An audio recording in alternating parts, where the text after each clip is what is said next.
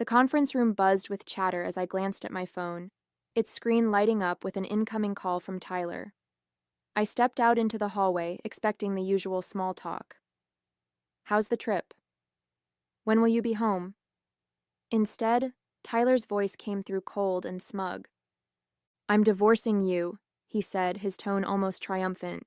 "I've already sold the apartment, so you'll need to figure out where you're going to live. Enjoy that." For a moment, I couldn't breathe. The audacity of it, the complete lack of remorse, it was almost laughable. My hand tightened around the phone as his words sunk in. "You sold the apartment?" I asked, keeping my voice steady. "Yeah," he said with a dry laugh. "Nicole and I need the money to set up our life together. She deserves better than a tiny place like that anyway." Nicole. The name stung, though I'd suspected for months that there was someone else. Tyler's late nights, his sudden work trips, and the mounting distance between us all pointed to a third party. But to hear him speak her name so casually, as if I were the intruder in their life, lit a fire in my chest. "Sounds good," I replied evenly. There was no way I was giving him the satisfaction of hearing me crack. "My name is Amelia, and up until that phone call, I thought I'd married a man I could trust. Tyler and I had been together for 6 years, and while things hadn't always been perfect, I'd believed in our partnership. We'd worked hard to buy our apartment, a cozy 2-bedroom in the city that I'd fallen in love with the moment I saw it. It wasn't just a home, it was a symbol of everything we'd built together. Or at least that's what I'd thought. Looking back, there had been signs, small cracks in the foundation I'd ignored. Tyler's dismissive attitude whenever I asked about finances, his tendency to brush off my concerns with a charming smile and a quick kiss. I'd always assumed his confidence came from knowing what he was doing. Now I realized it came from knowing he could manipulate me. The rest of the day passed in a blur. I sat through client meetings, nodding at all the right moments while my mind raced. Tyler thought he'd won. He thought he could pull the rug out from under me, sell the home I'd worked so hard for, and walk away scot-free. But there was one crucial detail he didn't know. The apartment deed had been in my name alone for months. I'd had it transferred after we refinanced earlier in the year, a move Tyler had agreed to without much thought, because it meant a lower interest rate. He'd never bothered to ask about the details, or read the paperwork he'd signed. His carelessness was going to be his undoing. By the time I returned to my hotel room that evening, my shock had turned into resolve. I wasn't going to cry or beg. Tyler wanted a fight? Fine. But this was a fight I was going to win. The first call I made was to Chloe, my lawyer and longtime friend. I laid out the situation in painstaking detail, my voice calm even as my pulse raced. "He sold the apartment?" she repeated, incredulous. "Does he even realize that he can't do that without your consent?" "Apparently not," I said, a hint of amusement creeping into my tone. "He thinks he's already spent the money on his new life with Nicole." Chloe laughed dryly. "Well, he's in for a rude awakening. The sale is invalid. You can prove sole ownership, and if he's taken any money from the buyer, he's on the hook for fraud." The word fraud sent a jolt of satisfaction through me. "What do we need to do?" I asked. "First, we'll notify the buyer that the sale isn't legal," Chloe said. "Then, we'll draft a formal letter for Tyler, outlining the consequences of his actions. If he's dumb enough to try anything else, we'll take him to court." As I hung up, I felt a strange sense of calm settle over me. Tyler thought he'd outsmarted me, that he'd left me powerless and scrambling. But in reality, he'd just set himself up for the ultimate humiliation. I spent the rest of the trip focusing on my work, compartmentalizing my emotions and channeling my energy into the task ahead.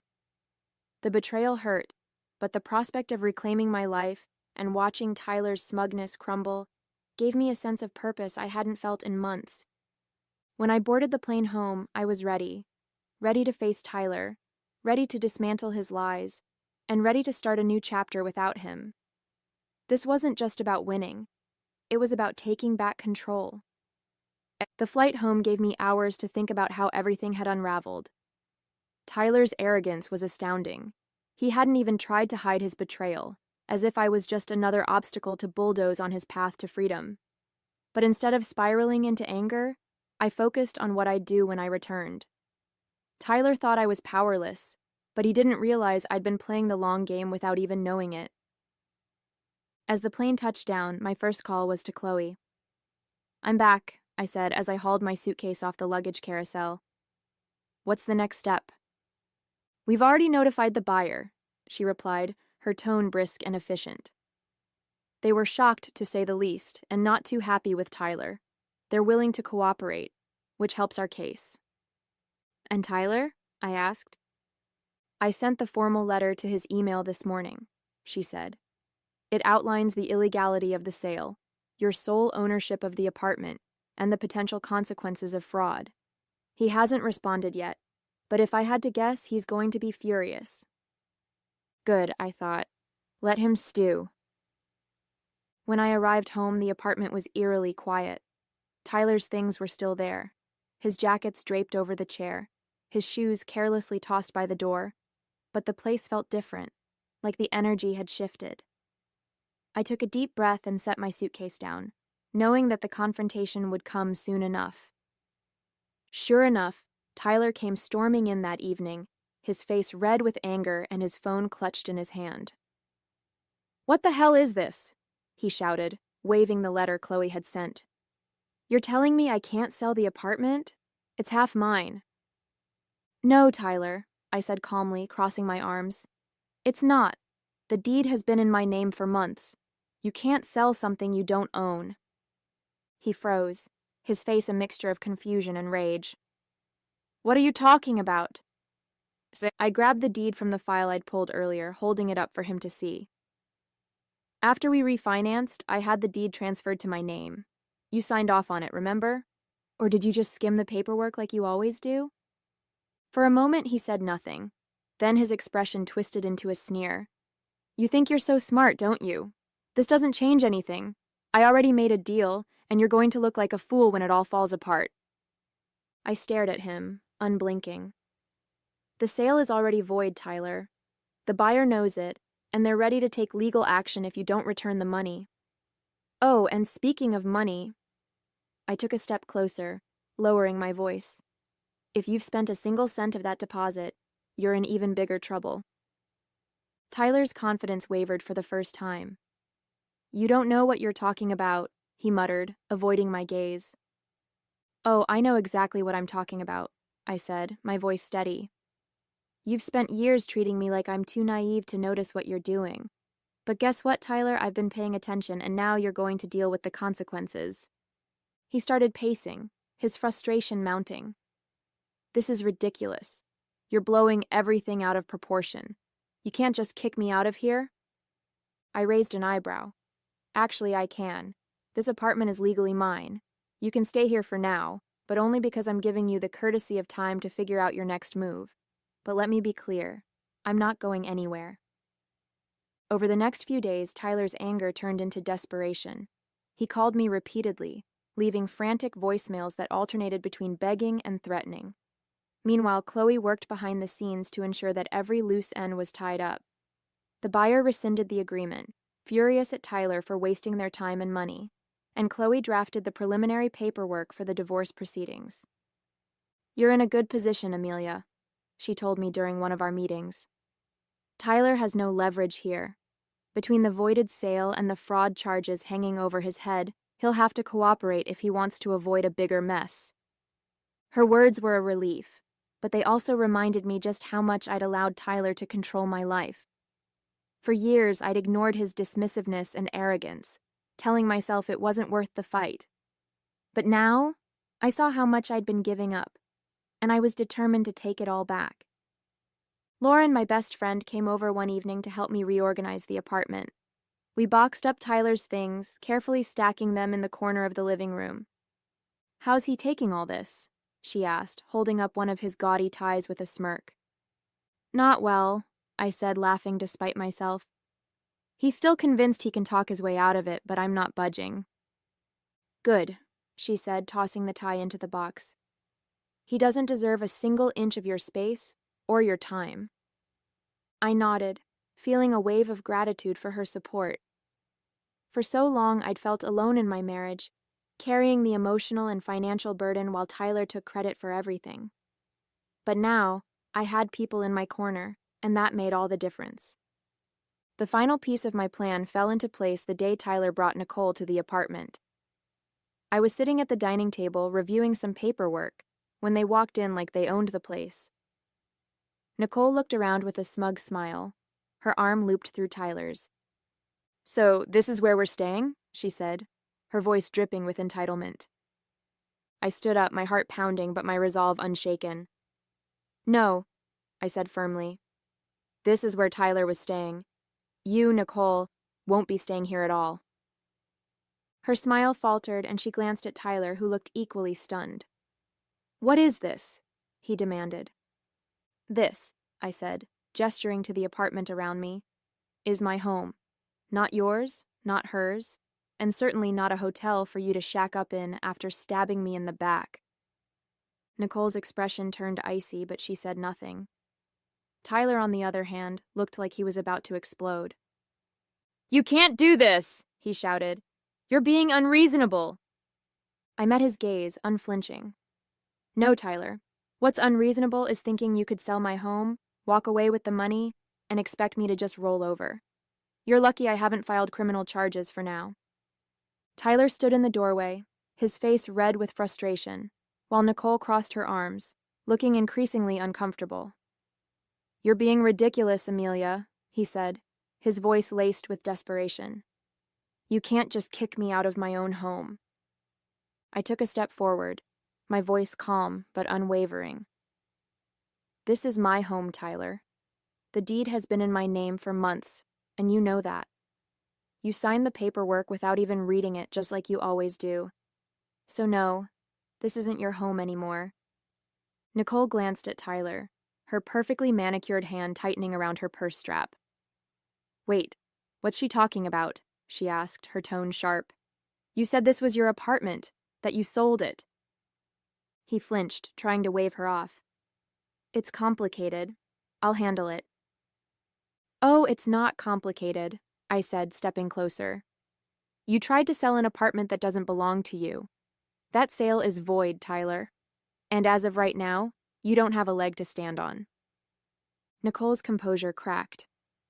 "You mean the money you told me you had—" She stopped mid-sentence, her voice rising. "Oh my God, did you lie about that too?" "Nicole, let me explain," Tyler said quickly, holding his hands up. But she wasn't having it. "No," I said, cutting him off. "Let me explain. Tyler tried to sell the apartment behind my back, thinking he could pocket the money and leave me with nothing. What he didn't know is that I had the deed transferred to my name months ago. So not only did he fail to sell it, but he also committed fraud by pretending he could." Nicole's mouth opened and closed like a fish gasping for air. "Fraud?" she whispered, taking a step away from him. "Are you serious?"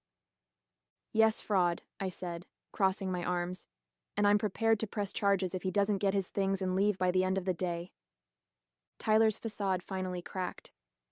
"You can't do this, Amelia," he said, his voice pleading now. "We've been together for 6 years. You can't just throw me out." "You threw me out the moment you made that phone call," I said, my voice hardening. "You told me you were divorcing me and laughed about me having to find a new place to live. You didn't just betray me, Tyler. You tried to ruin me. So don't stand there and act like you're the victim." Nicole took another step back, her eyes darting between us. "This is insane," she muttered, clutching her purse tighter. "You didn't tell me any of this, Tyler. You said you had everything handled." He turned to her, desperation written all over his face. "Nicole, I can fix this. I just need—" She cut him off with a raised hand. "Don't, just don't. I'm not getting dragged into your mess." Without another word, she turned on her heel and stormed out, leaving him standing there, stunned. I couldn't help but smile as the door clicked shut behind her. "Looks like you're on your own," I said, turning back to Tyler.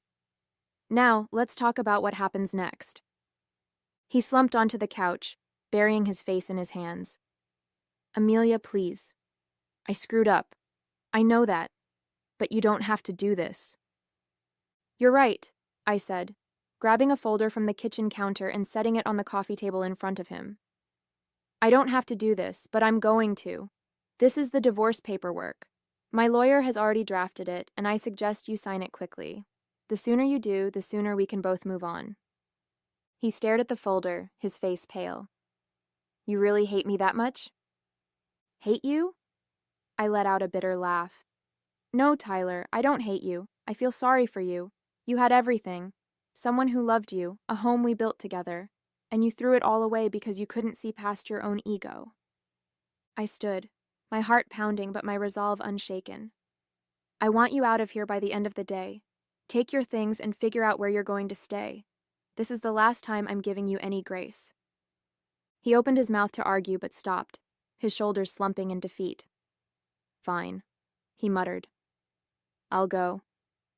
Good, I said, walking toward the door. And don't even think about trying anything else. Chloe's already handling everything, and the next time you cross a line, I won't hesitate to let the courts handle it.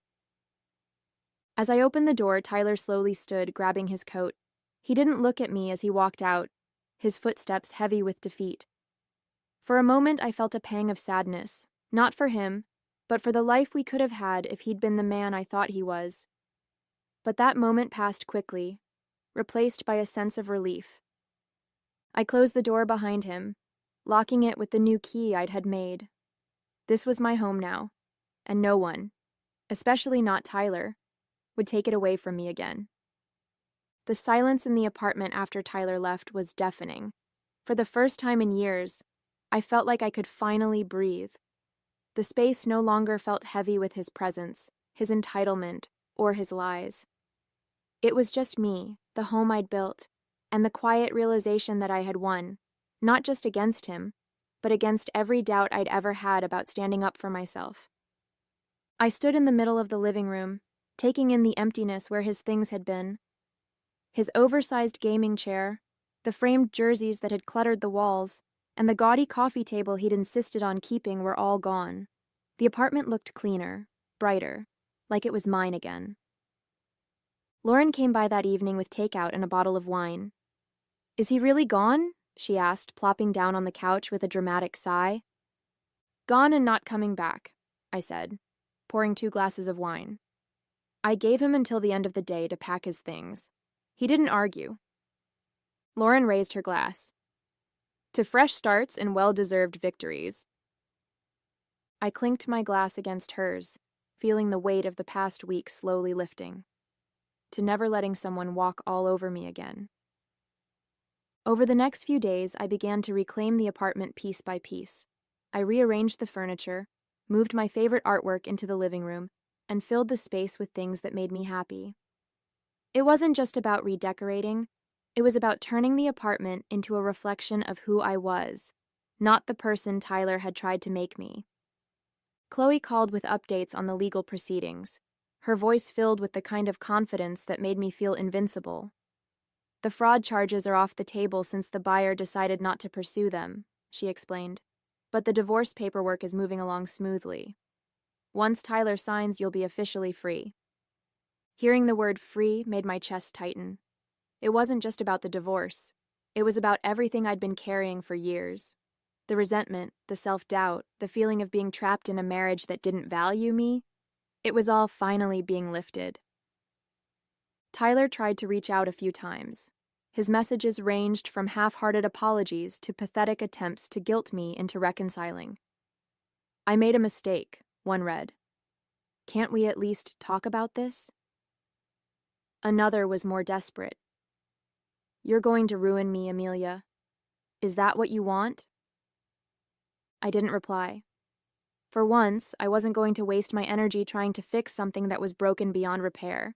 He'd made his choices, and now he was dealing with the consequences. By the end of the week, the apartment felt like a completely new space, warm, inviting, and entirely mine. As I sat on the couch with a cup of tea, the city lights twinkling outside the window, I thought about everything that had happened. Tyler's betrayal had been a shock, but it had also been a wake-up call. For too long, I'd let myself believe that I didn't deserve better, that I had to settle for whatever scraps of respect and love he decided to throw my way. But now, I knew better. I wasn't just reclaiming my apartment, I was reclaiming my life. A month later, my life looked completely different. The apartment was unrecognizable, not because of any drastic renovations, but because of how it felt. It was a space that reflected me, my tastes, my personality, and my newfound independence. The absence of Tyler's clutter and his overbearing presence made the home feel lighter, freer. The divorce was moving along smoothly. Chloe had handled everything with precision, ensuring Tyler had no room to argue or complicate the process. He signed the papers without much fuss, likely realizing that he had no leverage. There was no grand showdown, no emotional plea to work things out. Just a cold, clean break that felt both bittersweet and deeply satisfying. One day, as I sorted through some old papers, I came across a photo of Tyler and me from our early years together. We were smiling, arms around each other, full of hope and promise. I stared at it for a moment, letting the memories wash over me. There had been good times, moments when I truly believed we were building a life together. But those moments were gone, overshadowed by years of neglect, manipulation, and betrayal. I tucked the photo into an envelope and put it away in a drawer. It wasn't worth keeping out in the open, but I wasn't ready to throw it away either. It was a part of my past, but it didn't define me anymore. Lauren and I celebrated the finalized divorce with dinner and drinks at a trendy rooftop bar downtown. "You're glowing," she said, raising her cocktail in a toast. "Single life suits you." I laughed, feeling a warmth I hadn't felt in years. "It's not the single life," I said. "It's the freedom. For the first time, I don't feel like I'm living under someone else's rules." We toasted to that, and as the night went on, I felt a growing sense of pride in myself. I'd faced one of the hardest moments of my life and come out stronger. I wasn't just surviving, I was thriving. Back at home, I started planning for the future. The apartment had become more than a refuge. It was a symbol of everything I'd reclaimed. But I knew I wouldn't stay there forever. Someday, I'd move to a new place, one without any lingering shadows of my life with Tyler. Until then, I was determined to make the most of every moment in the space I had fought so hard to keep. As I curled up on the couch that night, a sense of peace washed over me. I thought about how Tyler had laughed during that phone call, so certain that he'd won, and I couldn't help but smile.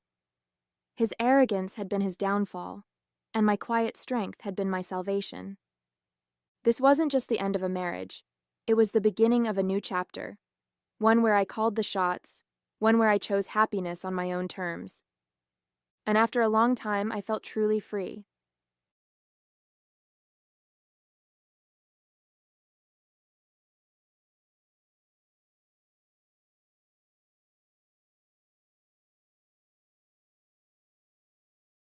Why are you here? Don't tell me a high school graduate and poor person is trying to get treated by a doctor? My ex-husband chuckled to himself as if he found his own words amusing.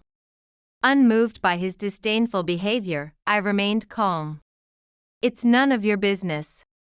What a cold woman you are.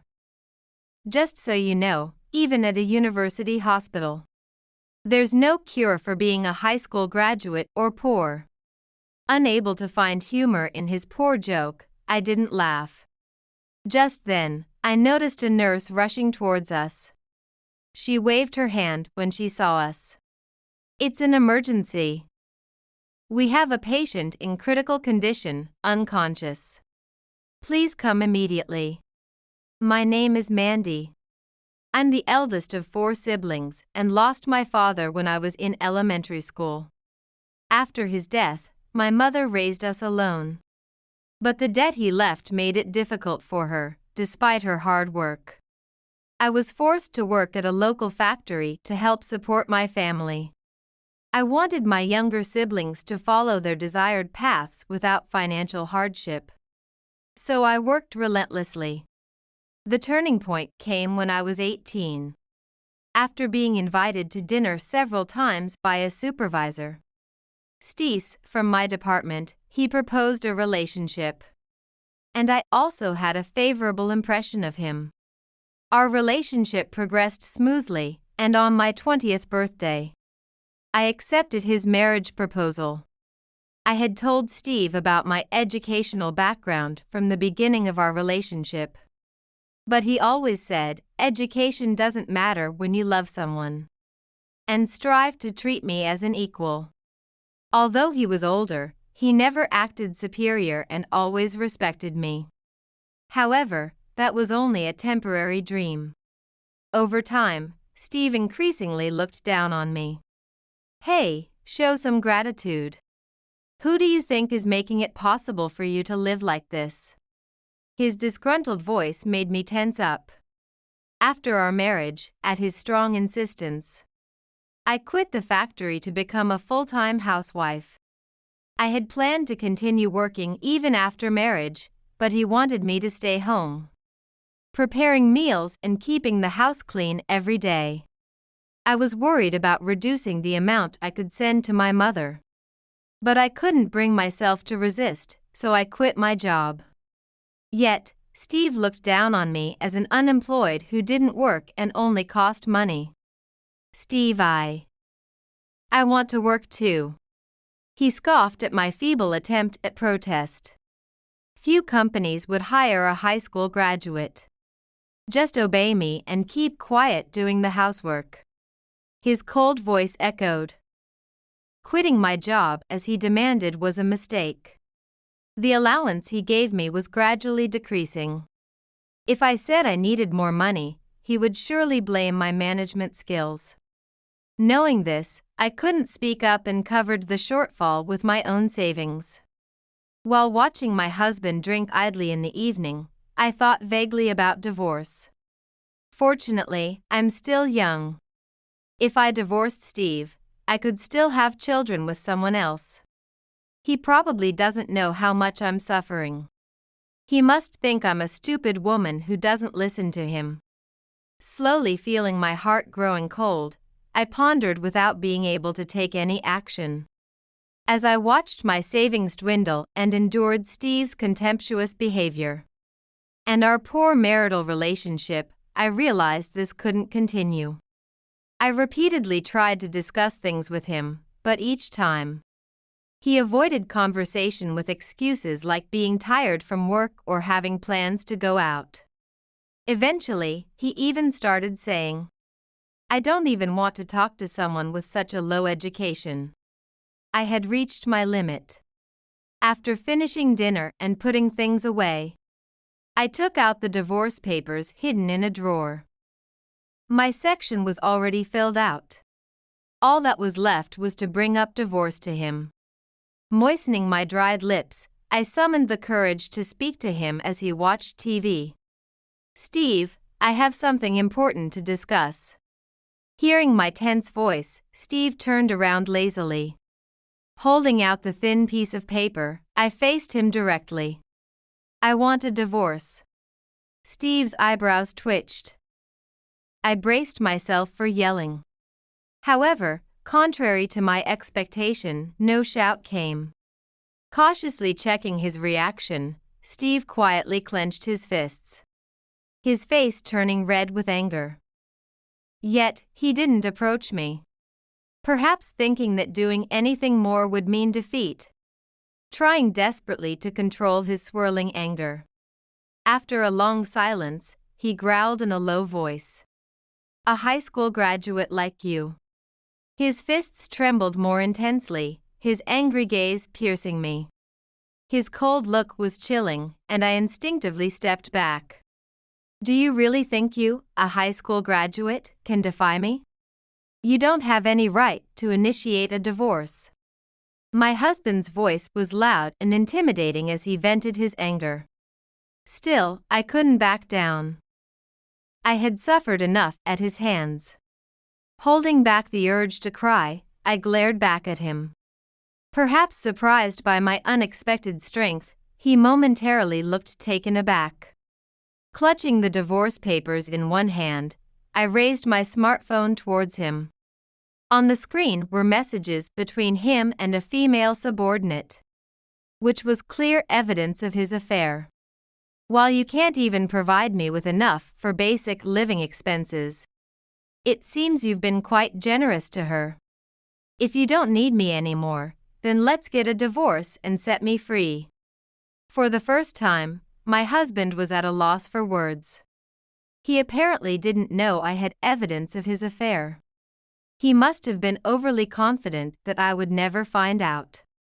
After a while, unable to find an excuse, and realizing he couldn't talk his way out of it, he laughed defiantly. It's exhausting to live with a stupid woman. I need a break. Without any remorse, he admitted to the affair and turned his back on me as if the conversation was over. I felt a hollow ache in my chest, and I circled around to turn off the TV, bringing silence back to the living room. His sullen face turned towards me. I steadied my trembling legs and presented the divorce papers to him again. All I'm asking is for you to sign this. Please. I couldn't understand why he was so reluctant to divorce. He looked down on me, saying he was tired of living with me and cheated with another woman, yet he clung to this marriage. If he insisted I had no right to ask for a divorce, I was willing to let him initiate it. Public perception and pride didn't matter to me if it meant getting away from him. If you really want a divorce that badly, he said with a sigh as he reached for the divorce papers, then return all the living expenses I've paid you. If you can do that, I might agree to the divorce. That's impossible. Can't do it, huh? Well, that makes sense since you're a jobless and high school graduate. He chuckled deeply, finding something amusing in his own cruelty. Over the 3 years of our marriage, even by the lowest estimates, he had given me over $50,000 for living expenses.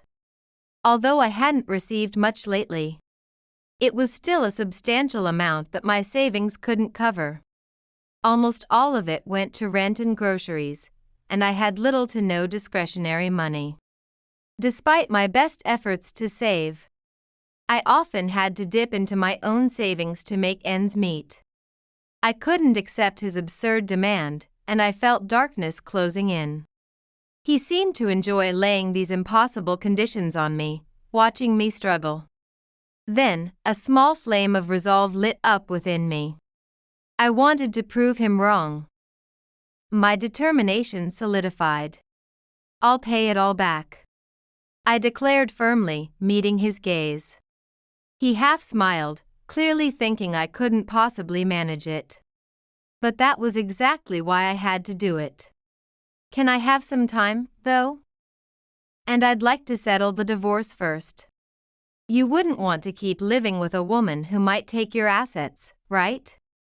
He seemed uncertain of my intentions for a moment, but then hastily signed the divorce papers without much thought and handed them back to me. It's just an empty promise you can't keep. Don't spread this around. It would ruin my reputation. With those selfish words, our marriage abruptly came to an end. But I felt no despair. I was fortunate to be only 23 years old. As long as you're young, you can do anything, my mother always said. I quickly packed my bags and left the house without a second glance at my husband. Dragging my suitcase, I boarded an express bus home. The next time I would see my husband, everything would be dramatically different. I reaffirmed my resolve as I watched the urban landscape flow by outside the window. 12 years later, I found myself standing bewildered in the lobby of a university hospital. It was my first visit, and the vast grounds had me completely lost.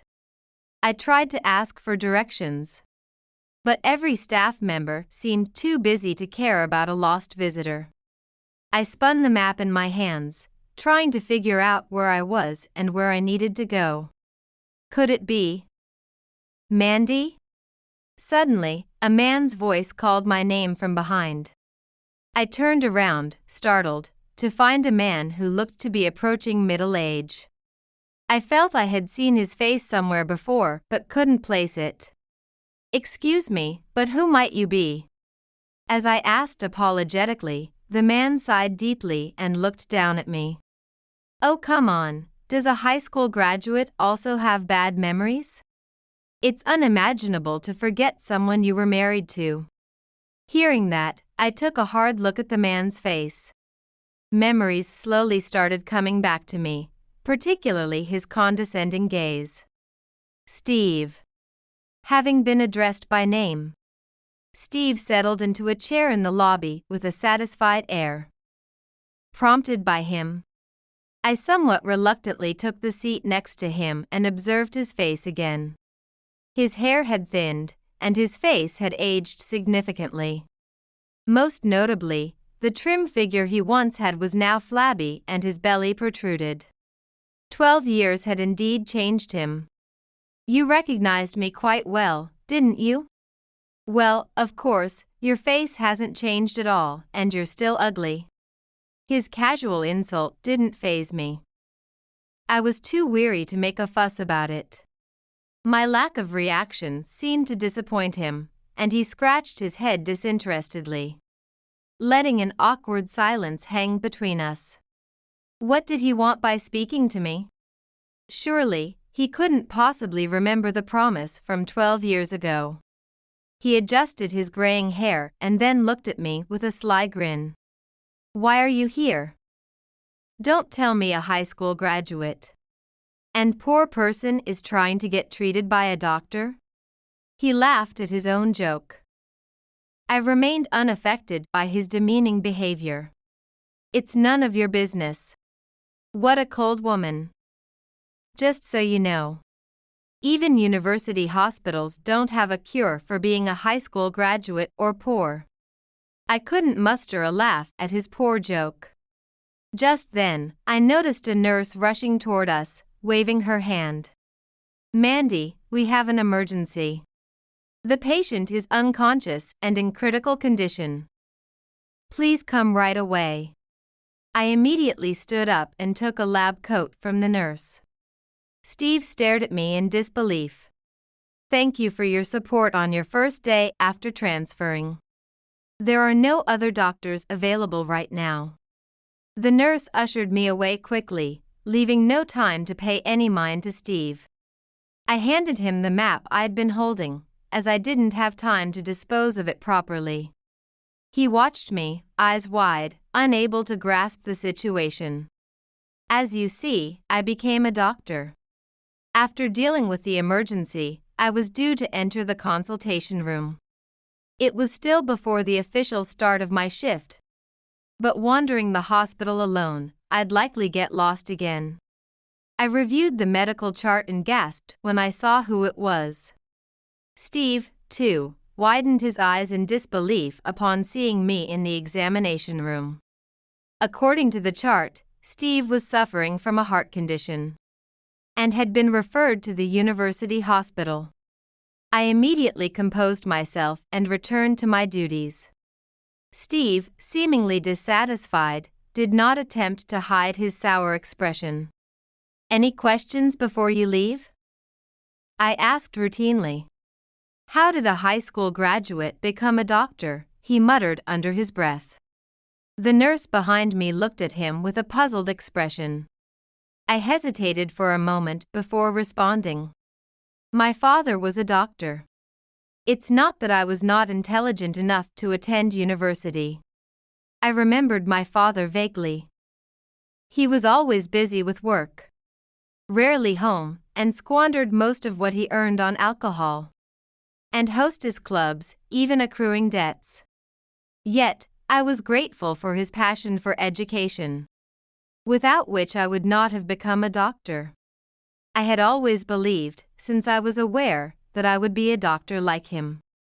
I never struggled academically through elementary and middle school, even in high school, and my mother was always pleased, confident I could become a doctor.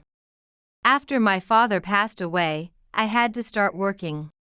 But I continued to study diligently, and eventually applied to medical school. But you couldn't have afforded university. My mother saved all the money I sent home. There was also a scholarship program. A scholarship? You. His demeaning tone almost got to me. But I quickly regained my composure and glanced at his worn-out face. You always underestimated me as a stupid high school graduate. But you just never noticed. His face contorted with displeasure as he glared at me. A nurse whispered from behind that it was almost time. I put away the chart and prepared to call the next patient. Then, as if remembering something, I looked back at him. Oh, as for the living expenses you wanted me to repay, I can pay them back now, and double the amount. I earn more than you do now. His face flushed a deep red. I had chosen my words carefully to crush his excessive pride. Although his anger visibly bubbled, he managed only to stand up. With a loud noise in the examination room, which was a public space visited by other staff. What is this, a quack doctor? I'll file a complaint against this hospital. With that disjointed parting shot, he stormed out of the examination room. Left alone, I exhaled deeply, releasing the fatigue. Despite the weariness, I felt oddly refreshed. Eventually, Steve chose to seek treatment at another hospital. But he was advised there as well to return to the university hospital where I worked. When he came back, he looked uncomfortable. After our divorce, the woman he had an affair with had left him. And rumors of his infidelity had spread throughout his office. The affair and our divorce had become public, forcing him to resign. He had been abandoned by both women, damaging his pride, increasing his drinking and smoking, which had led to his heart condition. I felt a slight pity as he faced a major surgery. But considering how he had treated me during our marriage, I couldn't find it in me to forgive him. Of course, his treatment was a separate matter. And I carried out my duties professionally. We still see each other occasionally during his checkups. At one point, he even suggested we try again, but I politely declined. I have no intention of marrying anytime soon and am happily living with my family. It might sound strange for me to say, but as a doctor, my reputation is quite good. And I earn enough to support my mother and siblings. Amidst my busy but fulfilling days, I sometimes reflect on that fruitless marriage. Asher, we need to talk. Now. I stumbled in the doorway, the sharpness in his voice catching me off guard. What's wrong? Did something happen at work? He didn't look up, fingers fidgeting with his phone. No, it's about us, about you. The tension grew thick in the living room of our suburban Chicago home. Asher and I had been married for 5 years, a seemingly perfect match after meeting at a corporate event. I walked over and sat next to him, trying to decipher the meaning in his words. About me? I echoed, confused. Asher finally looked at me, his eyes steely. It's about kids, Harper. My parents, my mom especially. She keeps asking when we're going to have a child. My heart pounded. We'd talked about children in the abstract, but nothing concrete. I know it's a sensitive topic, but we've only been trying for a year. He sighed heavily. Mom says we should get fertility tests. She's worried it might be, well, you. I recoiled as if slapped. Me? You think I'm the problem? It's not about blame, he lied, poorly concealing his own doubts. We just need to know. For us. An awkward silence settled between us. My eyes stung with unshed tears. So what, you think I should get tested? Asher nodded, still not meeting my gaze. It's for the best, Harper, just to be sure. I rose from the couch, feeling a mix of anger and vulnerability. All right, I'll do it, but you have to get tested too. For the first time, he looked uneasy. Why me? It's usually on the woman. Because it's a partnership, I said firmly. Both of us should know. He grumbled something under his breath, but didn't protest further. That night, our dinner was eaten in silence, the clinking of cutlery the only sound.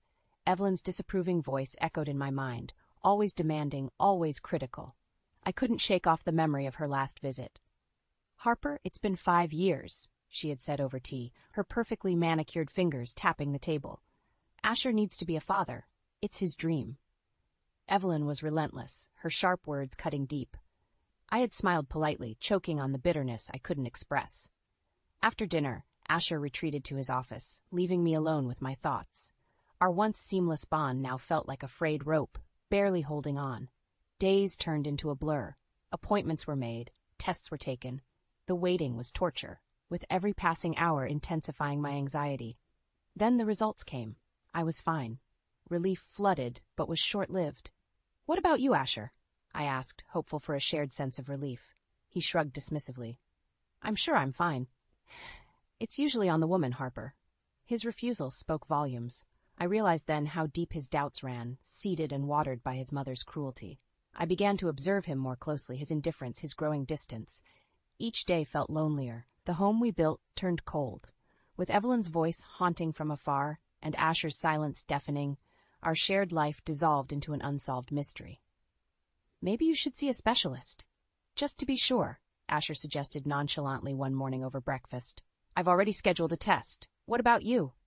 I asked, finding it hard to keep the irritation out of my voice. "Why me?" "It's usually on the woman," he repeated, taking a sip of his coffee. My heart sank at his dismissive tone. I decided to focus on the task at hand, hoping that clear results would force a change in his attitude. A few weeks later, my test results came back. "The results show no issues on my end," I told Asher, holding the paper out to him. He barely glanced at it. "Okay," he muttered, turning back to his work, as if the matter was of little consequence now. "Asher, you promised you'd get tested too," I reminded him, trying to rein in my frustration. He waved me off. "I'm sure it's fine, Harper. Let's drop it." Days turned into weeks, and Evelyn's verbal assaults grew sharper, digging deeper.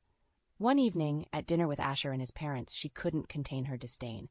"You are the reason my son can't fulfill his dream of being a father," Evelyn hissed, her voice dripping with venom as she poked her salad. "It's not my fault," I snapped, taken aback by the acidity in her words. "Asher could be the one with issues, but he won't listen." Asher remained silent, his eyes fixed on his plate. His passivity felt like a betrayal, deepening the chasm between us. In the car ride home, I broke the silence. "Why didn't you defend me, Asher?" "Your mother blames me for everything." "It's not that simple," he sighed. "She's worried about us." "No," I retorted. "She's worried about you, not us. I'm getting tired of this, Asher." Asher's indifference hurt more with each passing day. I found myself increasingly isolated, documenting these painful interactions secretly.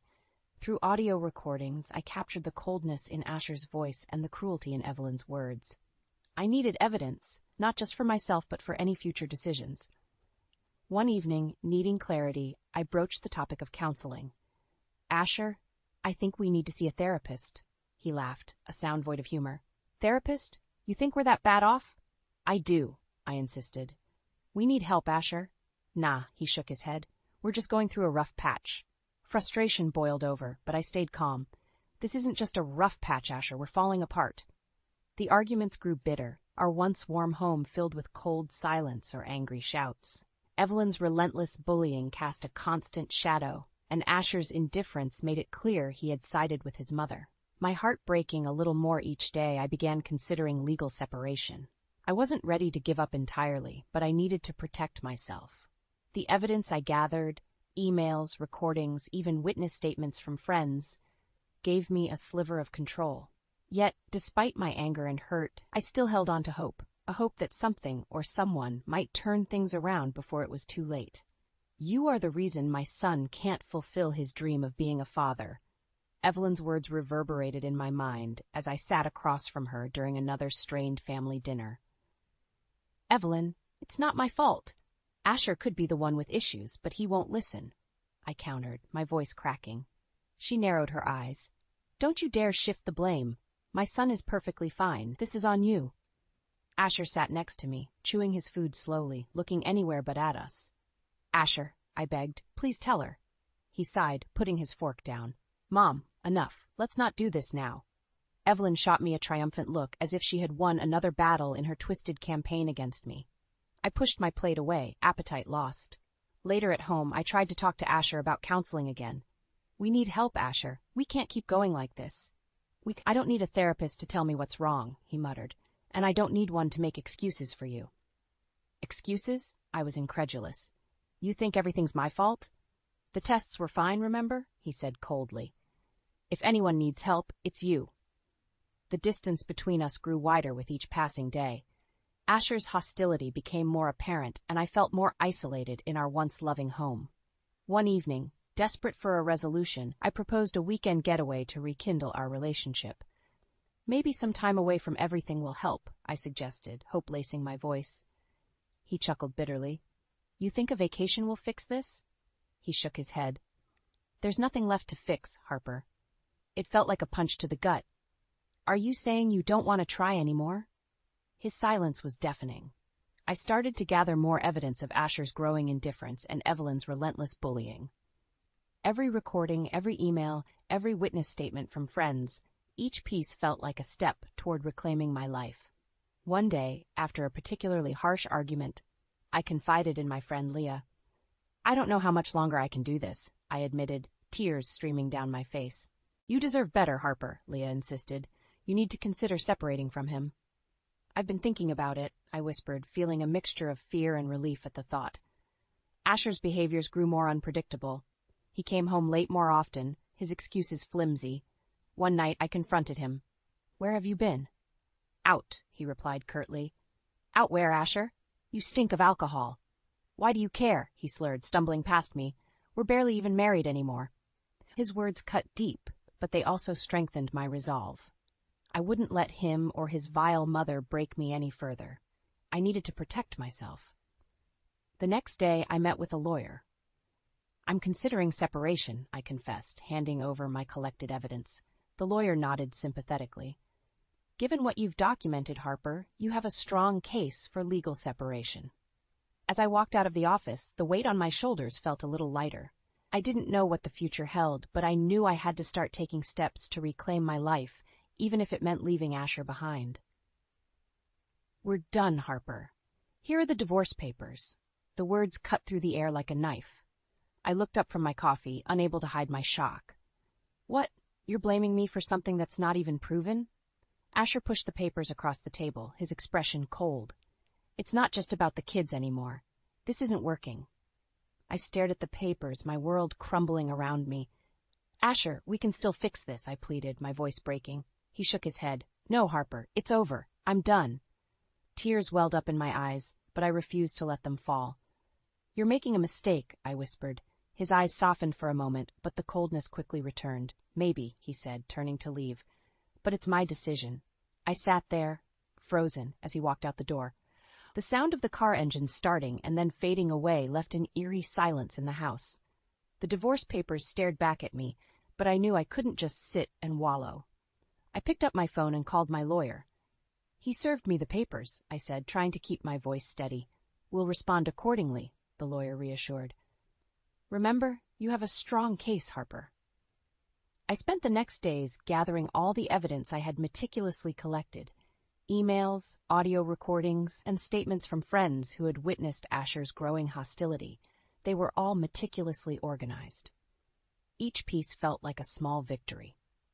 One evening I was going through some old emails when I found a particularly incriminating one. It was from Asher's mother, Evelyn, outlining how she had planned to blame me for our childlessness. "Make sure Harper meets with the specialist," the email read. "If she's the problem, we can pressure her. If not, we need to consider other options for Asher's happiness." I forwarded the email to my lawyer immediately. "This could be crucial," I wrote.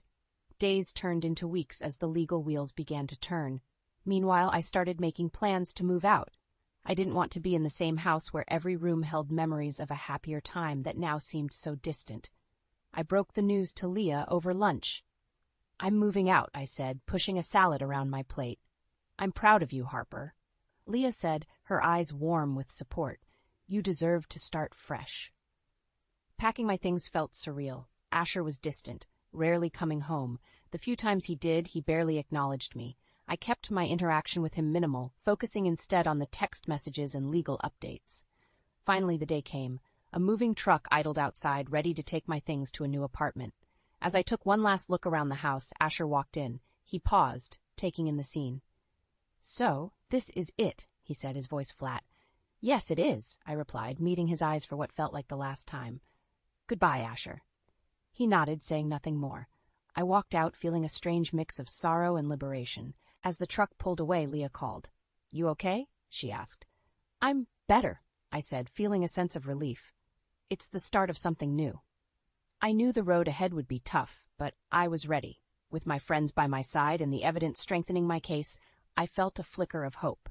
It was time for a new beginning. "You deserve better," my friend Leah said warmly, handing me a box as we moved the last of my things into the new apartment. "Move forward, Harper. We're here with you." I smiled, grateful for her unwavering support. "You're right. It's time to start anew." The apartment felt like a fresh slate, devoid of painful memories. I started my first day in a new marketing firm with a renewed sense of purpose. The team welcomed me warmly, and I quickly immersed myself in the work, finding it a welcome distraction. One evening, Leah convinced me to join her at the local gym. "Come on, Harper. Exercise is the best therapy," she insisted, dragging me out of the house. I hesitated, but eventually succumbed to her persistence. At the gym, we walked into a class led by Ian, a personal trainer with an infectious energy. His bright smile and encouraging words made the grueling workout almost bearable. "Hey, great job today!" Ian approached me as the class ended, handing me a bottle of water. "You've got potential." "Thanks," I replied, a little out of breath, but feeling good. I needed this. "Well, you're welcome to join us anytime," he said, his eyes kind and genuine. Over the next few weeks, I found myself looking forward to gym sessions. Ian's enthusiasm and sincerity were a breath of fresh air in my otherwise chaotic life. We started talking after each class, and he soon learned about my recent separation. "I'm sorry you had to go through that," he said one evening, sitting next to me on a bench. "But it's admirable how you're handling everything." "You've got to keep moving forward," I said, echoing Leah's earlier words. "Staying stuck doesn't help anyone." Ian nodded. "True, and for what it's worth, you seem like someone who deserves all the happiness in the world." We continued to see each other at the gym and eventually outside it as well. He invited me to dinner one night, and I agreed, feeling a flutter of excitement and nervousness. At the restaurant, he made me laugh, sharing stories from his childhood and his journey towards becoming a personal trainer. I realized how easy it was to talk to him, how natural it felt. "Thank you for tonight," I said as we walked back to my apartment. "It's been a while since I've had a good time." "I'm glad," he smiled. "You deserve many more good times, Harper." As the weeks turned into months, Ian and I grew closer. He became a beacon of support, cheering me on as I rebuilt my life piece by piece. With supportive friends like Leah and the warmth that Ian brought into my life, I felt stronger than ever. One weekend, Ian invited me to meet his friends at a small gathering. As we mingled, I couldn't help but feel a sense of belonging that I hadn't felt in a long time. His friends welcomed me warmly, and Ian stayed by my side, ensuring I felt comfortable. "You're doing amazing, Harper," Leah said later that evening. "Look at how much you've grown, how happy you seem." "I feel like I'm finally moving forward," I admitted, smiling. "It's not easy, but it feels right." Leah squeezed my hand. "You've come so far, and we'll always be here for you, no matter what." As I looked around at my new apartment and thought of my new friends, I realized I was indeed starting a fresh chapter. It wasn't perfect, and it had its challenges, but it was mine. And for the first time in a long time, I felt hopeful about what the future might hold. "Wow, look at you glowing. Congrats on the baby news, Harper," Gabe exclaimed as he hugged me tightly. I smiled, feeling a mix of joy and anxiety. This company reunion was the first time I was seeing many of my old colleagues since the divorce. "Thanks, Gabe," I replied, patting my growing belly. Across the room, I spotted Ian chatting with a group of my former co-workers, his easygoing nature fitting right in. Just as I was about to walk over to him, I heard an all-too-familiar voice behind me. "Harper, pregnant? This must be a joke," Asher sneered, stepping into my view. I turned slowly, meeting his eyes with a steely resolve. "It's not a joke, Asher. I'm pregnant," he scoffed. "So you moved on pretty quickly, huh?" Seems fitting. Ian and I are happy together, and we're excited about this baby, I said calmly. Ian walked over, sensing the tension. Everything all right, Harper? Yes, just clearing things up with Asher, I replied.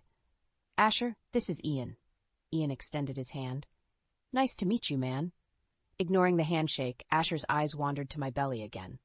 So still think she's the problem? He muttered, more to himself than to anyone else. Suddenly, Asher's current girlfriend, Taylor, appeared beside him.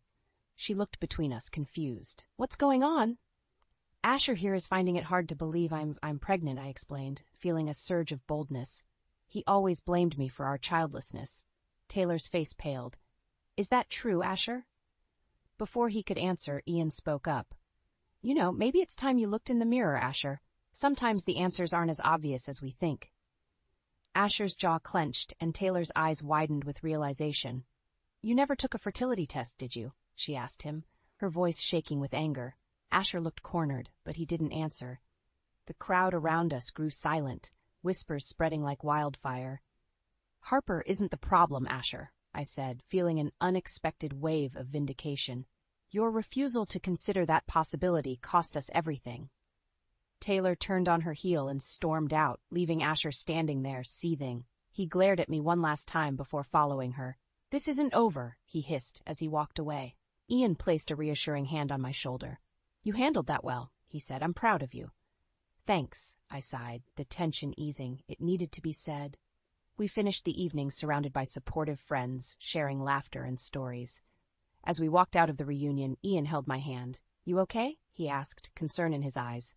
Better than ever, I answered, a genuine smile tugging at my lips. Finally, it feels like I can truly move forward. Back in our apartment that night, I reflected on the evening. The showdown with Asher felt like a turning point. No longer a victim of his manipulations, I felt empowered and ready to embrace my new life with Ian and our baby. As I drifted off to sleep, Ian's arm around me, I felt a sense of peace. The future seemed bright, and for the first time in a long while, I was excited for what was to come. This isn't fat, Asher. It's our baby, I said, my voice firm as I stared him down. Asher's face twisted in confusion. What? Ian stepped closer, putting an arm around me protectively. So, still think she's the problem? He said, looking Asher straight in the eye. Taylor, standing a few feet away, watched the exchange with wide eyes. Is this true, Asher? She asked, her voice trembling. Asher stammered, his usual composure collapsing under the weight of the truth. I don't know. I never thought. Taylor's eyes hardened. You didn't think because you didn't want to know the truth. You selfishly assumed Harper was to blame. Taylor, wait. Asher reached out, but she recoiled. I can't believe I trusted you, she snapped. You made me think Harper was the problem, and now you can't even face reality. The room seemed to hold its breath as Taylor turned and walked out, her heels clicking sharply against the floor. Asher stood there, looking lost and humiliated. I took a deep breath, feeling years of pent-up frustration release. You should get tested, Asher. It's time you stopped hiding from the truth. He glared at me, but didn't respond as he stormed off after Taylor, the crowd parting to let him through. The rest of the evening was a mixture of congratulations and support from friends and colleagues. Despite the drama, I felt a sense of closure, knowing I had finally confronted the man who had caused me so much pain. Back at our apartment, Ian and I settled into bed. You were amazing tonight, he said, kissing my temple. I'm so proud of you. I couldn't have done it without you, I replied, feeling grateful for his unwavering support. In the weeks that followed, I heard through the grapevine that Asher had finally taken a fertility test. The news spread quickly. Asher was the one who was infertile. The revelation crushed him, and it seemed Evelyn could no longer ignore the truth. Evelyn paid me an unexpected visit one afternoon. She stood at my doorstep, looking older and more worn than I remembered. I need to speak with you, Harper, she said, her voice strained. I let her in, curious about what she had to say. I'm sorry, she began, sitting on the edge of the couch. I was wrong to blame you, Asher, she trailed off, tears filling her eyes. This is his fault. Her apology felt hollow after years of torment, but I nodded. Thank you for saying that, Evelyn. I've disowned him, she continued, her voice breaking. I can't support his deceit. Part of me felt vindicated, but another part felt pity. I hope he finds a way to accept the truth, I said softly. Evelyn left quietly, leaving me with a mix of emotions. I knew I had to focus on my future, not the past. A few days later, Ian and I sat in the nursery, putting together a crib. "You know, he's going to have the best life," Ian mused, smiling at the thought of our baby. "And a wonderful father," I added, squeezing his hand. As we finished the crib, I looked around the room, filled with hope and love. My life had taken a turn I never expected, but I embraced it wholeheartedly. Ian pulled me close, resting his hand on my belly. "We've got this." For the first time in years, I believed it wholeheartedly. The painful chapters were closing, and new, beautiful ones lay ahead. "I have the family I always dreamed of," I said quietly, looking around our cozy living room filled with baby toys and soft light from the late afternoon sun. Ian smiled, his eyes filled with warmth as he held our baby boy Elijah in his arms. "And I'm the luckiest man to have you and our baby." The unexpected knock at the door broke the tranquil moment. I got up, curiosity piqued, and opened the door to find Asher standing there, looking disheveled. His presence was jarring, a ghost from a painful past now standing on my doorstep. "What do you want, Asher?" I asked, keeping my tone flat. "I need to talk," he muttered, shifting uncomfortably. "Please, just a few minutes." I hesitated but nodded, stepping aside to let him in. He looked around, taking in the warm, welcoming atmosphere of our home. Ian stood protectively near the baby, his expression guarded. "Make it quick, Asher," I said, crossing my arms. I need to apologize," Asher began, his voice shaky. "I know it doesn't change anything, but I'm so sorry for everything. Finding out I'm the one who's infertile, it destroyed me. Evelyn cut ties with me. Taylor left me." "I'm sorry you had to find out that way," I replied, feeling a mix of emotions. "But you treated me horribly, Asher. No apology can erase that." He nodded, tears welling in his eyes. "I know. I was a coward, and now I've lost everything. I just wanted to say sorry." "Thank you," I said, my voice softening slightly. "But this doesn't change the past." He nodded one last time, glancing at Ian, who held Elijah closer. "Take care of them," he said before turning and walking out the door. Asher's visit left me feeling unsettled, but also freed from the lingering shadows of our past. Ian came over, wrapping an arm around me. "You okay?" "Yeah, I'm okay," I replied, leaning into him. "It's just a lot to process." The air in the room felt lighter after Asher's departure, and I could breathe a little easier. Elijah cooed in Ian's arms, and I smiled, feeling a sense of peace. Months passed, and life settled into a happy routine. Ian and I reveled in the joy of raising Elijah, our laughter filling the home.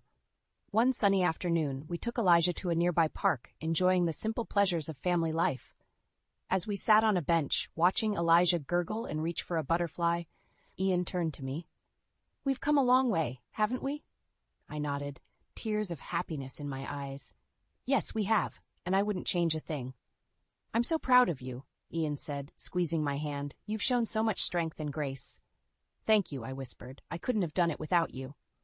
We watched Elijah play, content in the life we had built together. The memories of hurt and betrayal were still there, but they no longer held power over me. The future was bright, filled with endless possibilities and the love of my new family. As the sun began to set, I felt a profound sense of gratitude wash over me. The trials and tribulations of the past had forged a path to the happiness and contentment I now enjoyed. "Ian," I said softly, turning to face him. "Thank you for being my rock, my partner, my everything." He smiled, leaning in to kiss me gently. "Always, Harper. Always." And as we walked hand in hand, with Elijah giggling between us, I knew that whatever the future held, we would face it together, stronger and more united than ever. My name's Clara, and I never thought I'd be the kind of woman who eavesdrops on her husband's phone calls. But here I am, pressed against the kitchen door, my heart pounding as I strain to catch every word. "She's clueless, Lydia. Absolutely clueless." Jack's voice drifts through the crack, dripping with disdain. Clara's so caught up in her little homemaker routine, she wouldn't notice if I danced naked in front of her with a neon sign. I clamp a hand over my mouth to stifle a gasp.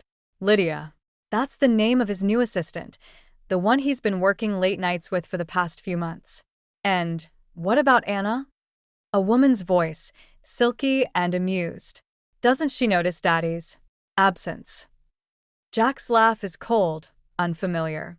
"Please." The kid's 7. As long as I bring her a new toy every week, she's happy. Clara does all the heavy lifting anyway.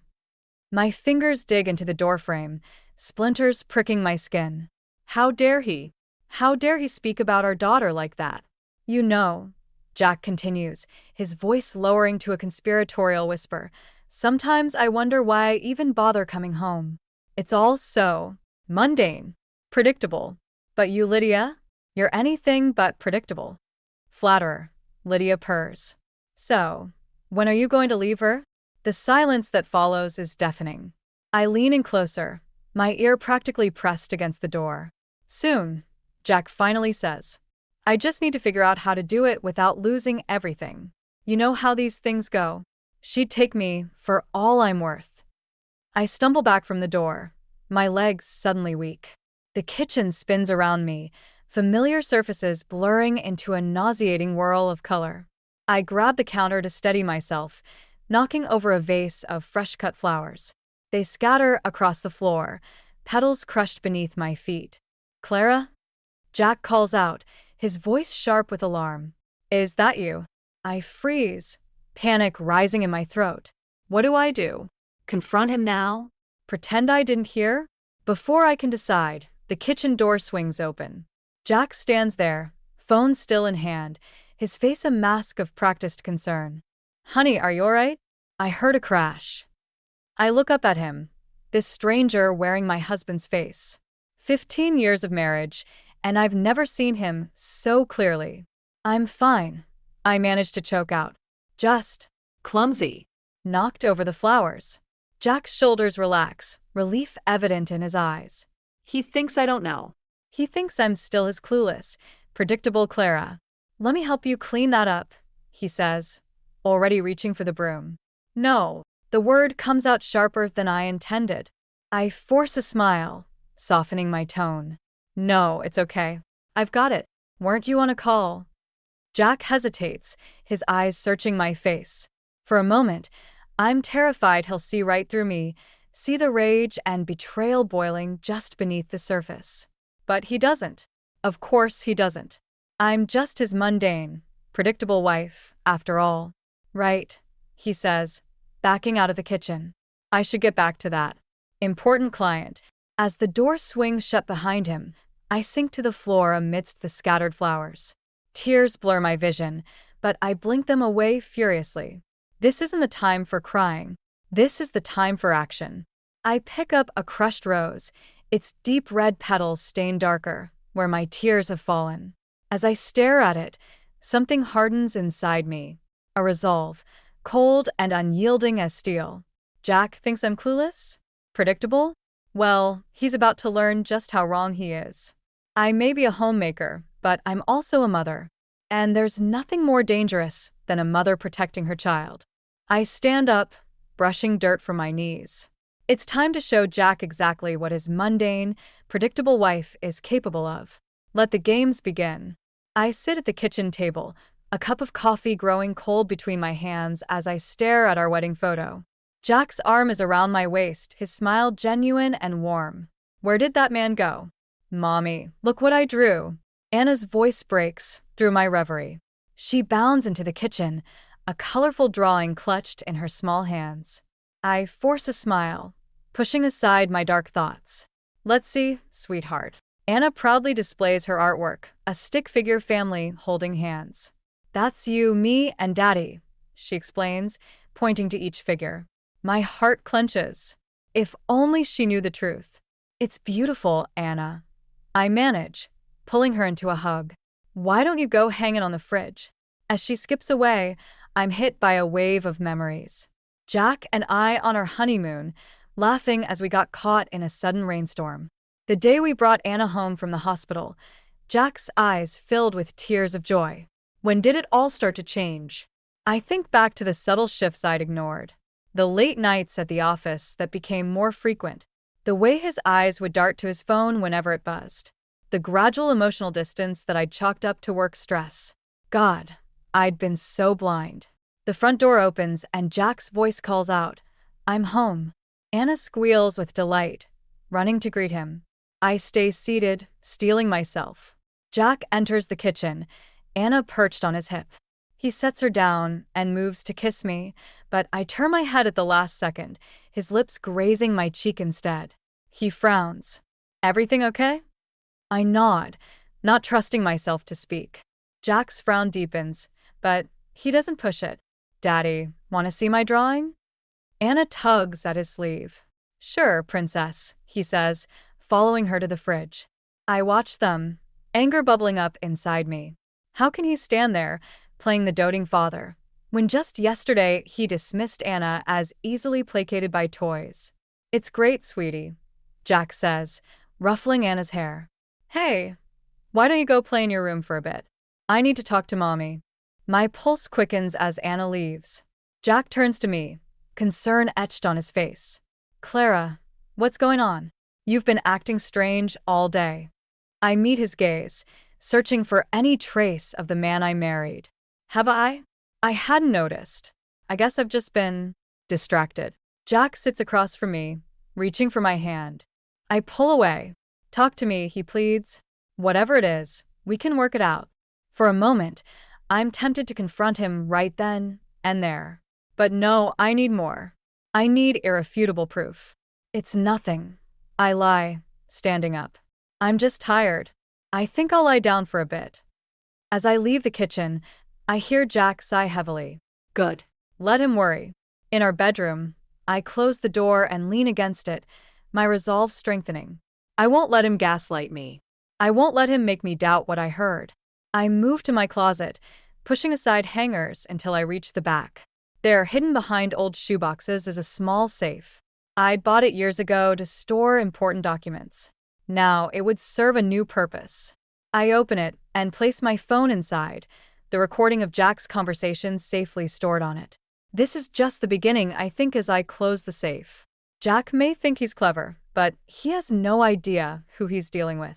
I'm not just a wife or a mother. I'm a woman scorned, and I will not rest until I've uncovered every last bit of his deception. As I hear Anna's laughter floating up from downstairs, my determination solidifies. I'll protect her, no matter what it takes. And in the process, I'll reclaim the life and dignity Jack thought he could steal from me. Let the hunt begin. The next morning, I wake before dawn, my mind already racing with plans. While Jack sleeps, oblivious, I slip out of bed and head to his office. I pause at Anna's room, peeking in to see her peaceful face.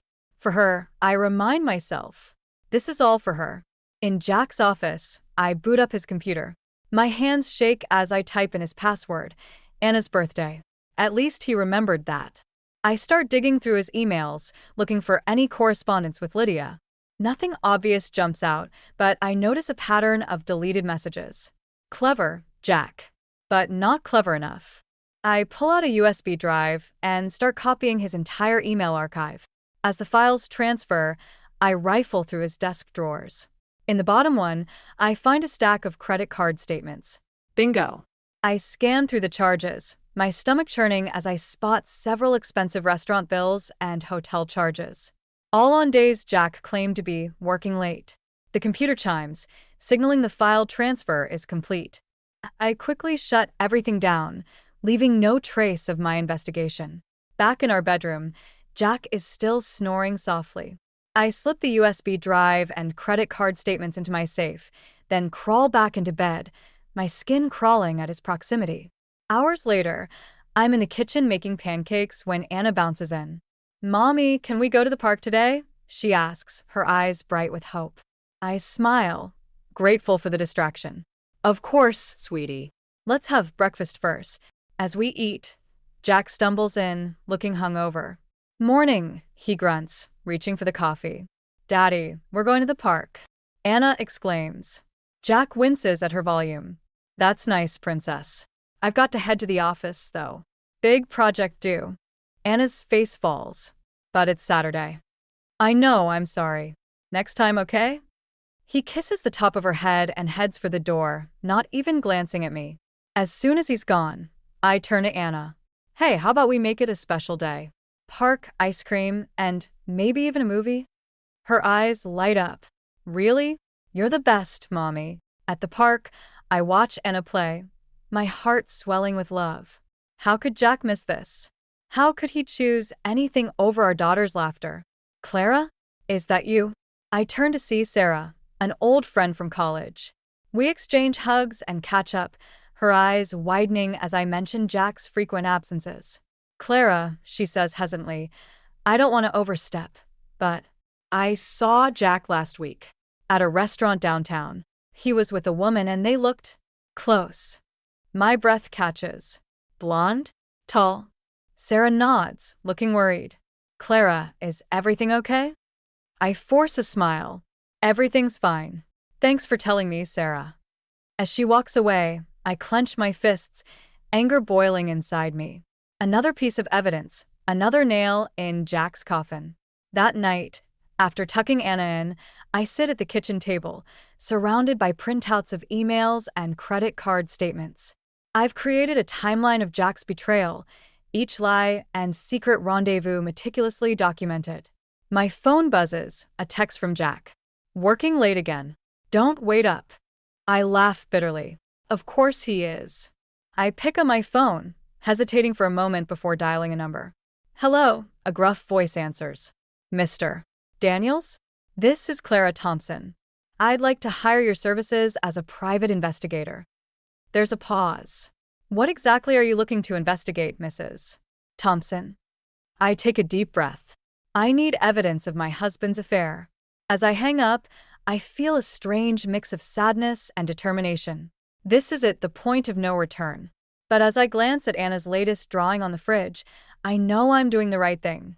Jack thinks he's won, that he's outsmarted me. But he has no idea what's coming. I may be just a homemaker, but I'm about to become his worst nightmare. I've become a master of deception, living a double life that would make Jack proud if he knew. By day, I'm the perfect wife and mother. By night, I'm a relentless investigator, piecing together the shattered remains of my marriage. It's a Tuesday evening when fate hands me an unexpected gift.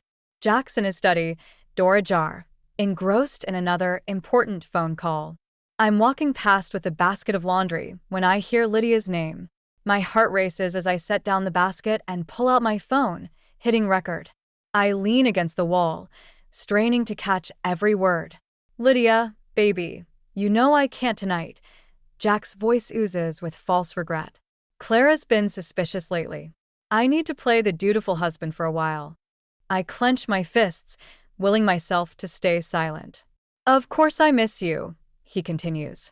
God, the things I want to do to you right now. I squeeze my eyes shut, fighting back nausea. Clara? Please, Jack scoffs. She's clueless. Probably thinks I'm on a business call right now. Sometimes I wonder if she even has a brain in that pretty little head of hers. White-hot rage courses through me. I want to burst in, to confront him, to make him eat those words. But I hold back. This is too valuable. Look, I promise I'll make it up to you this weekend, Jack says. I'll tell Clara I have a conference. We'll have the whole weekend to ourselves. Just you and me, baby. I've heard enough. I stop the recording and retreat to our bedroom, my mind reeling. Once inside, I play back the conversation, each word a dagger to my heart. But beneath the pain, a cold determination takes root. This is it, the smoking gun I've been waiting for. I save the recording to my secret email account and delete it from my phone. Then I head downstairs, plastering on a smile, as I hear Jack emerge from his study. Hey, honey, he says, wrapping his arms around me from behind. Sorry about that call. Work's been crazy lately. I turn in his embrace, meeting his eyes. No problem. I understand. Jack smiles, relief evident on his face. You're the best, you know that? I don't know what I'd do without you. I force a laugh. Probably starve. Speaking of which, dinner's almost ready. Can you get Anna? As Jack heads upstairs, I return to the stove, my mind racing. I now have irrefutable proof of his affair and his contempt for me. The question is, what do I do with it? Over dinner, I watched Jack interact with Anna, noting the genuine affection in his eyes. It's the one thing I can't reconcile. How can he love her so much and yet be willing to tear apart her family? Daddy, can we go to the zoo this weekend? Anna asks, her eyes shining with hope. Jack hesitates, glancing at me. I'm sorry, Princess. I have a conference this weekend, but maybe next week, okay? Anna's face falls, and I feel a surge of protective anger. Actually, I interject. Why don't Anna and I go to the zoo ourselves? We could make it a girls' day out. Anna's excitement is palpable, and even Jack looks relieved. That's a great idea, he says. You two have fun. Later that night, as Jack snores beside me, I lie awake, formulating my plan. I can't confront him yet, I need more. I need to know exactly where he'll be this weekend, who he'll be with, what he'll be doing. I reach for my phone, pulling up the contact for Mr. Daniels, the private investigator. I have new information, I text. I need surveillance this weekend. Every detail, every moment. The response comes quickly. Understood. I'll take care of it. I set down the phone, a grim smile on my face. Jack thinks he's so clever, juggling his two lives. But his house of cards is about to come crashing down, and I'll be there to watch it burn. The weekend arrives, and with it, a storm of conflicting emotions. As I help Jack pack for his conference, my fingers tremble with barely contained rage. Every lie he tells, every casual kiss on my cheek, feels like a mockery of our vows. I'll miss you both, Jack says, hugging Anna tightly. Have fun at the zoo, Princess. I watch them, my heart breaking for Anna. She doesn't deserve this deception. As Jack's car disappears down the driveway, I spring into action. Ready for our adventure, sweetie? I ask Anna, forcing cheer into my voice. At the zoo, I'm torn between genuine joy at Anna's excitement and the constant buzz of my phone. Mr. Daniels sends updates throughout the day, each one a dagger to my heart. Subject checked into Rosewood Hotel, room 412. Subject met blonde woman in hotel bar. Proceeding to room. I clench my jaw, focusing on Anna's delight at the elephants. She deserves this day of innocence before her world shatters. That evening, after tucking Anna in, I meet Mr. Daniels in a quiet cafe. He slides a manila envelope across the table. It's all there, Mrs. Thompson. Photos, video, audio recordings. Are you sure you want to see this? I nod, my throat tight. I need to know everything. At home, I spread the contents of the envelope across the kitchen table. Photos of Jack and Lydia entering the hotel, intimate moments captured through windows, transcripts of their conversations. It's all so clinical, yet each piece of evidence feels like a physical blow. One photo catches my eye, Jack and Lydia at dinner, his hand caressing hers. The look in his eyes. It's how he used to look at me. Tears blur my vision, but I blink them away. No more crying. No more weakness. I stay up all night, meticulously organizing the evidence. By dawn, I have a comprehensive timeline of Jack's betrayal, from the first suspicious late night to this damning weekend tryst. Sunday evening, Jack returns home, all smiles and false cheer. How is the zoo? He asks, kissing Anna's forehead. It was awesome, Anna exclaims. We saw lions and tigers and bears. Oh my, Jack chuckles, and for a moment, I see a flicker of the man I married. How was your conference, dear? I ask, my voice steady despite the turmoil inside. Jack launches into a detailed account of fictional seminars and networking events. I listen, marveling at his ability to lie so effortlessly. That night, as Jack sleeps beside me, blissfully unaware of the storm about to break, I make my final decision. I can't let this continue. I can't let Anna grow up in a house built on lies. Monday morning, I wait until Jack leaves for work and Anna's at school. Then I call my lawyer. Sandra, it's Clara Thompson. I need to file for divorce. There's a pause on the other end. Clara, are you sure? This is a big step. I'm sure, I reply, my voice stronger than I feel. I have evidence of infidelity. Substantial evidence. We spend the next hour discussing logistics, custody arrangements, division of assets, the legal process ahead. By the time we hang up, I feel both drained and oddly empowered. I spend the rest of the day in a daze, going through the motions of my usual routine.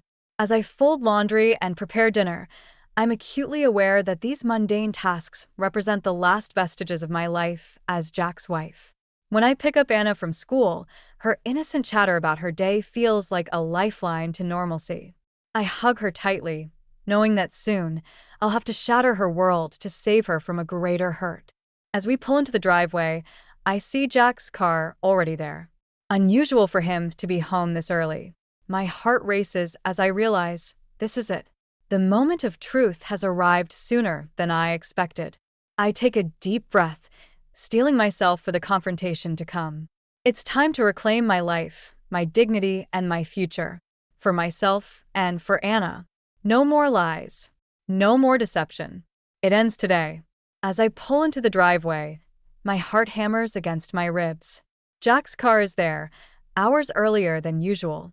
Anna chatters excitedly in the back seat, oblivious to the tension radiating from me.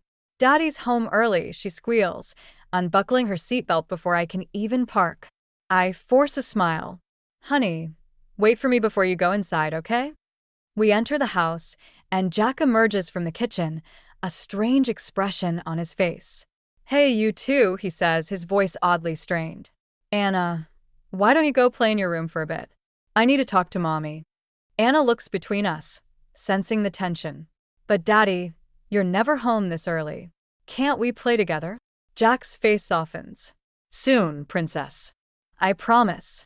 Just give Mommy and me a few minutes, okay?" As Anna reluctantly heads upstairs, I steel myself. This is it. The moment I've been dreading and anticipating in equal measure. Jack turns to me, his face a mask of guilt and fear. "Clara, we need to talk." I laugh bitterly. "Oh, now you want to talk." After months of lies and deception. His eyes widen. "What are you, Dash?" "Save it, Jack." I cut him off, my voice ice cold. "I know everything. About Lydia, about your conferences, about how you really feel about me and our marriage." Jack pales, stumbling back as if I'd physically struck him. "Clara, I can explain, Dash." "Explain what?" I spit, my carefully contained rage finally boiling over. "Explain how you've been lying to my face for months? How you've been sneaking around with your assistant while I've been here, taking care of our daughter, believing in our marriage?" "It's not what you think," Jack pleads, reaching for me. I recoil from his touch. "Don't you dare," I hiss. "I heard you, Jack. I heard how you talk about me when you think I can't hear. Clueless Clara, right? Well, guess what? I'm not as clueless as you thought." I pull out my phone, playing the recording of his conversation with Lydia. Jack's face crumples as he hears his own voice, dripping with contempt for me and lust for her. "How could you?" I whisper, tears finally breaking through my anger. "How could you do this to us?" "To Anna?" Jack sinks into a chair, head in his hands. "I'm sorry," he mumbles. "I never meant for this to happen. It just did." "Things don't just happen, Jack," I say, my voice steadier now. "You made choices. Choices that destroyed our family." A small voice from the stairs makes us both freeze. "Mommy? Daddy? Why are you fighting?" We turn to see Anna, tears streaming down her face. My heart shatters all over again. "Oh, sweetie," I say, moving towards her. But she backs away. "Is Daddy leaving?" she asks, her lower lip trembling. "Like Samantha's daddy did?" Jack stands, reaching for her. "No, Princess, I'm not Dash." "Don't lie to her." I interrupt, my voice sharp. "Not anymore." Anna looks between us, confusion and fear in her eyes. "I want us to be together," she says, her voice small and broken. "Can't we just be happy?" In that moment, seeing the pain in my daughter's eyes, something inside me solidifies. This isn't just about me anymore. It's about Anna and the example I set for her. I kneel down, meeting Anna's gaze. "Sweetie, sometimes grown-ups make mistakes. Big mistakes that hurt the people they love. And sometimes the best thing to do is to start over." "But I don't want to start over," Anna sobs. "I want things to stay the same." I pull her into a hug, feeling her small body shake with sobs. Over her head, I meet Jack's gaze. The guilt and regret in his eyes do nothing to soften my resolve. We can't stay the same, Anna, I say softly. But I promise you, no matter what happens, Mommy and Daddy both love you very much. That will never change. As I hold my crying daughter, with my soon-to-be ex-husband standing helplessly by, I know that the real battle is just beginning. But for Anna's sake, for my own sake, I'm ready to fight. No more lies. No more pretending. It's time for the truth, no matter how much it hurts. The next morning, I wake up on the couch, my eyes puffy from a night of intermittent tears and fitful sleep. Jack had retreated to the guest room, leaving me to comfort Anna until she finally drifted off. I make my way to the kitchen, where I find Jack nursing a cup of coffee. His eyes are bloodshot, his usually immaculate appearance disheveled. For a moment, I almost feel sorry for him. Almost. We need to talk, I say, my voice hoarse but steady. Jack nods, unable to meet my gaze. Clara, I dash. I hold up a hand, silencing him. No, Jack. You've done enough talking. Now it's my turn. I pull out a thick folder from my bag, the evidence I've collected over the past weeks. Photos, credit card statements, hotel receipts, and transcripts of recorded conversations spread across the kitchen table. Jack's face pales as he takes it all in. You hired a private investigator, he whispers, disbelief etched on his face. I did what I had to do, I reply coldly, to protect myself and our daughter from your lies. I play the recordings, his disdainful comments about me, his passionate declarations to Lydia. With each revelation, Jack seems to shrink in his chair. I've already spoken to a lawyer. I continue, my voice gaining strength. I'm filing for divorce. Jack's head snaps up. Divorce? Clara, please, we can work this out. I'll end things with Lydia. I'll go to counseling, anything you want. I laugh, a harsh, bitter sound. Anything I want? I wanted a faithful husband. I wanted a father who put his family first. I wanted the man I married, not this stranger sitting in front of me. Think about Anna, Jack pleads. She needs both her parents. I am thinking about Anna, I snap. I'm thinking about the example I want to set for her. I want her to know that she should never settle for being someone's second choice, that she deserves respect and honesty in her relationships. Jack reaches across the table, trying to take my hand. I pull away. Clara, I love you. I love our family. This thing with Lydia, it was a mistake. A stupid, terrible mistake. For a moment, I waver. Part of me wants to believe him, wants to cling to the remnants of our life together. But then I remember the contempt in his voice when he spoke about me to Lydia, the casual cruelty of his betrayal. No, Jack, I say, my voice firm. Love doesn't treat someone like this. Love doesn't lie and cheat and belittle. What you feel isn't love, it's ownership. You thought you could have it all. The devoted wife at home, the exciting mistress on the side. Well, not anymore. I stand up, gathering the evidence back into the folder. My lawyer will be in touch about the divorce proceedings. I think it's best if you move out today. Jack's face crumples. Where am I supposed to go? I'm sure Lydia would be happy to take you in, I reply, unable to keep the bitterness from my voice.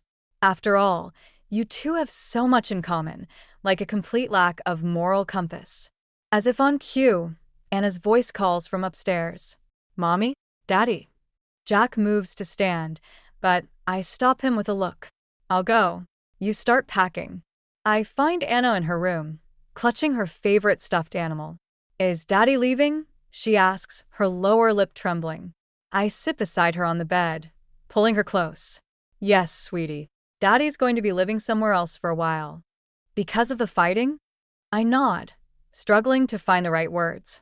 Sometimes, when grown-ups hurt each other very badly, they need to live apart to heal. Anna buries her face in my shoulder. Will Daddy still love me? My heart breaks all over again. Of course he will, baby. Daddy and I both love you very, very much. That will never change. As I hold my daughter, listening to the sounds of Jack packing downstairs, I feel a strange mix of grief and relief. The life I thought I had is over, shattered by betrayal and lies. But from the ashes of that life, I'm determined to build something new, something honest, something strong. For Anna, for myself, for the future we both deserve. 6 months have passed since Jack moved out, and the world hasn't ended. In fact, it's slowly but surely getting better. I stand in my kitchen, sipping coffee and watching Anna play in the backyard. She's laughing, chasing butterflies with a net I bought her last week. The sound of her joy is a balm to my soul. The divorce proceedings were messy, as expected. Jack fought tooth and nail to maintain his image, but in the end, the evidence was overwhelming.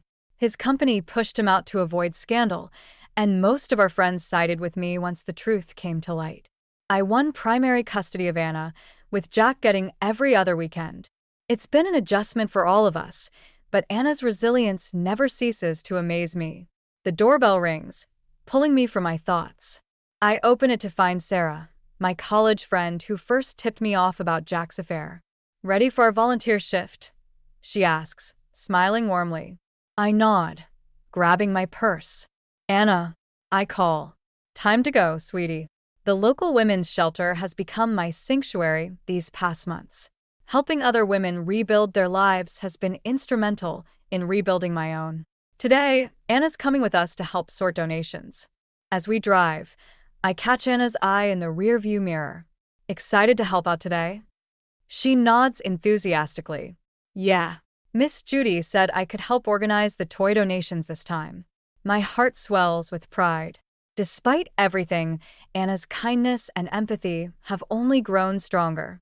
At the shelter, we're greeted by familiar faces. Women I've come to know and respect, each with their own story of survival. As we sort through clothes and toiletries, I overhear Anna chatting with another little girl, sharing her own experience of divorce with gentle wisdom beyond her years. "It's okay to be sad," Anna says softly. "But remember, it's not your fault. And your mom loves you so much." Tears prick my eyes, and I have to turn away for a moment to compose myself. Later that evening, after tucking Anna into bed, I sit on the porch with a glass of wine. The night is peaceful, stars twinkling overhead. For the first time in a long time, I feel truly at peace. My phone buzzes, a text from Jack. "Anna left her favorite stuffed animal at my place. Can I drop it off tomorrow?" I type back a quick affirmative, no longer feeling the sting of anger or betrayal at his name. It's been replaced by a calm indifference, tinged with pity for the life he threw away. As I sit there, I reflect on the journey of the past year. The pain, the anger, the fear, it all seems so distant now. In its place is a strength I never knew I possessed, a resilience forged in the fires of adversity. I think about the women at the shelter, about Anna, about myself. We're all survivors, in our own ways. And while the road hasn't been easy, I wouldn't change a thing, because this journey has led me here, to a place of self-respect, of purpose, of genuine happiness. Tomorrow, I have a job interview at a local nonprofit. It's a far cry from my life as a homemaker, but I'm excited about the prospect of a new challenge. Anna's thriving in school, making new friends, and excelling in her studies. We're building a new life, brick by brick, day by day. As I finish my wine and head inside, I catch sight of my reflection in the window. The woman staring back at me is stronger, wiser, and more alive than she's ever been. She's a survivor, a fighter, a mother. She's me, and for the first time in a long time, I'm proud of who I see. I close the door behind me, ready to face whatever tomorrow brings. Because I know now, without a doubt, that I can handle anything life throws my way. After all, I'm Clara Thompson, and I'm nobody's second choice.